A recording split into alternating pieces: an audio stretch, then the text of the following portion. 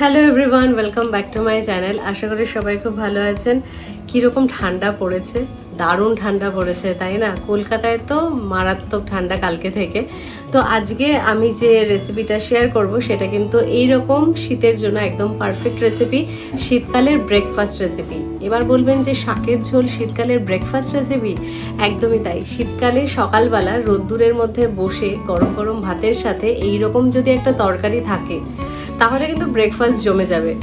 আমার তো ভাত খেতে দারুণ লাগে, আমি ব্রেকফাস্টেও ভাত খেতে পছন্দ করি, আর আমার মনে হয় আমার মতো অনেকেই পছন্দ করেন। তো তাদের জন্য আজকের রেসিপি। আর যারা ভাত খান না, একদিন কিন্তু খেতেই পারেন। এইরকম জাঁকিয়ে পড়েছে শীত, সেই রকম শীতের মধ্যে কলমি শাকের ঝোল, তাও আবার পুঁটি মাছ দিয়ে। ওয়াও! তো চলুন আজকের এই শীতের ব্রেকফাস্ট রেসিপি কিভাবে বানাচ্ছি। শুধু ব্রেকফাস্ট নয়, এটা কিন্তু আপনারা লাঞ্চেও খেতে পারেন। তো চলুন আজকের এই সুন্দর রেসিপিটা কিভাবে বানাচ্ছি সেটা দেখে নেওয়া যাক। তো প্রথমেই এক কাঠি কলমি শাক নিয়ে আমি আর মা বসে পড়েছি ছাড়াতে। ছাড়ানোর সেরকম কিছুই নেই, যে নরম যে ডাটা সেটা নিতে হবে, আর শাকটা নিতে হবে, মানে পাতাগুলো নিতে হবে, আর নিচের যে একটু শক্ত ডাটা সেইগুলো ফেলে দিতে হবে। তো এইভাবে খুব সহজেই কিন্তু কলমি শাকটা ছাড়িয়ে নিলাম। ভালো করে ধুয়েও নিতে হবে। আর সাথে নিয়েছি পুঁটি মাছ, পুঁটি মাছ দেওয়া যে শাকের ঝোল। তো পুঁটি মাছটাকে ভালো করে ধুয়ে নিয়েছি, কেটে নিয়েছি। এবার নুন আর হলুদ দিয়ে মাখিয়ে নেব। আর এর সাথে লাগবে আলু বা দুটো ছোট আলু, পাতলা করে এরকম ভাবে কেটে দিতে হবে। কড়াই বসিয়ে দিয়েছি, দিয়ে দিলাম সর্ষের তেল। প্রথমে মাছগুলোকে নুন আর হলুদ দিয়ে মাখিয়ে ভেজে তুলে নিতে হবে। পুঁটি মাছ ভাজা দিয়ে ভাত খেতে কিন্তু দারুণ লাগে। আর কারা কারা খুদের ভাত খেতে পছন্দ করেন অবশ্যই জানাবেন, কারণ খুদের ভাতের সাথেও কিন্তু পুঁটি মাছ ভাজা অমৃত লাগে।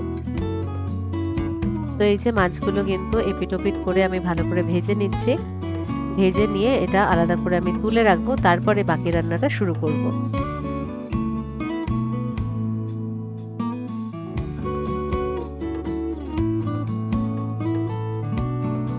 এবার কড়াইতে দিয়ে দিচ্ছি আরেকটু সর্ষের তেল। এর মধ্যে আমি দিয়ে দিচ্ছি 1 চামচ রাঁধুনি ফোড়ন, আর দিয়ে দিচ্ছি দুটো শুকনো লঙ্কা। এবার দিয়ে দিলাম কাঁচা লঙ্কা, কাঁচা লঙ্কার গন্ধটা খুব ভালো লাগবে। আর দিয়ে দিচ্ছি রসুন।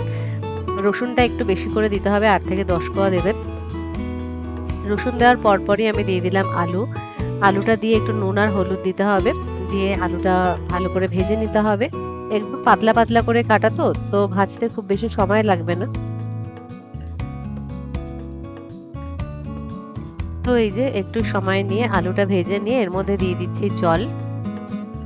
জলটা দিয়ে খুব ভালো করে কিন্তু ফোটাতে হবে। দিয়ে দিলাম পরিমাণ মতো নুন। গ্যাসে রান্না করলে গ্যাসের আঁচটা বাড়িয়ে দেবেন, কাঠের জালে হলে জালটা একটু বাড়িয়ে দেবেন। এবার আমি শাকটা দিয়ে দিলাম।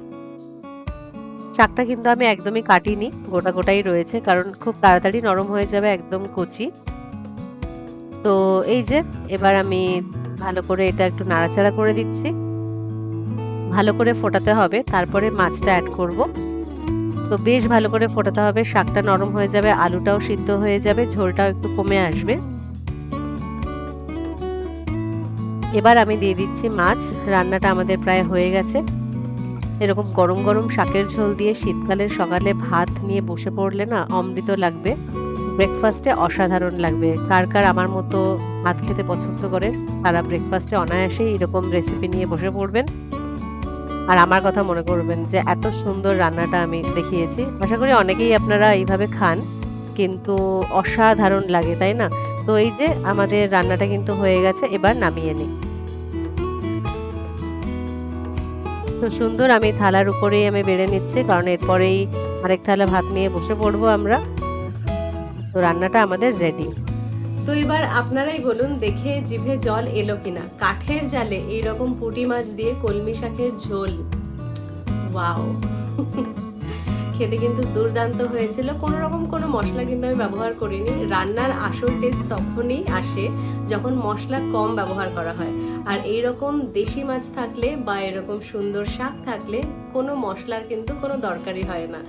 দারুণ লাগবে এরকমভাবে যদি আপনারা করে ফেলেন পুঁটি মাছ দিয়ে কলমি শাকের ঝোল। আর করে কিন্তু অবশ্যই আমাকে জানাতে হবে যে কেমন লাগলো খেতে। আশা করি বেশ ভালো লাগবে।